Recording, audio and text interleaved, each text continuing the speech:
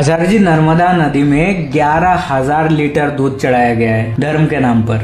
आधुनिक समय में जब पर्यावरण संरक्षण एक बड़ी चिंता है, तो आस्था और जिम्मेदारी के बीच में संतुलन कैसे बनाए रखें? नहीं, संतुलन नहीं बनाना होता। यही तो सारी समस्या है कि हमको लगता है कि अलग अलग है। देखिए, दो चीजें अलग अलग होती हैं, तभी उनमें संतुलन बनाना पड़ता है। आस्था और जिम्मेदारी एक ही बात है। अगर आस्था वास्तविक हो और जिम्मेदारी समझी गई हो, दोनों का संबंध वास्तविक धर्म से है। और श्री कृष्ण कहते हैं, वो जो वास्तविक है, जो सचमुच तुम्हारा स्वधर्म है, उसके लिए अगर मरना पड़े तो भी स्वीकार कर लो। लेकिन जो तुमने कर्तव्य धर्म समझ करके ओढ़ लिए हैं, बिना जाने कि वो आ कहां से रहे हैं, और अब वो तुम्हारा पाखंड बन बैठे हैं, वो चीज ऐसी है जो तुमने समाज से, संयोग से, परंपरा से उठा ली है, और तुम्हें कुछ पता नहीं कि उसका तुम्हारी हस्ती से, तुम्हारे सत्य से क्या लेना देना है। तो वो भयावह होता है, गीता कहती है। तो वही भयावहता है परधर्म की, जो हमें चारों तरफ देखने को मिल रही है।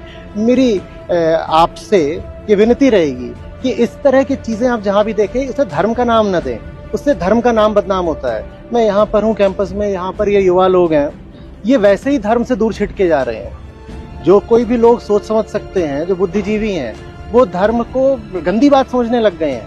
वो इसीलिए हो रहा है क्योंकि हमने हर प्रकार के ऊटपटांग अंधविश्वास को धर्म कह दिया।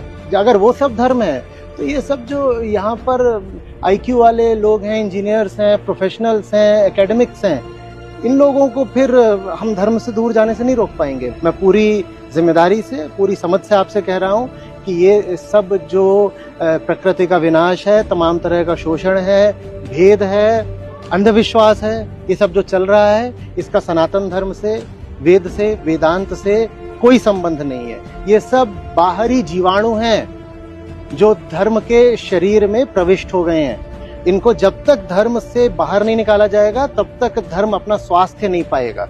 स्वस्थ धर्म ही स्वधर्म है। वास्तविक धर्म वो है जो हमें वेदांत में मिलता है, गीता में मिलता है, हमारे षड दर्शन में मिलता है। वो धर्म है, वो स्वधर्म है, और उसमें इस प्रकार की चीजों के लिए कोई स्थान नहीं है।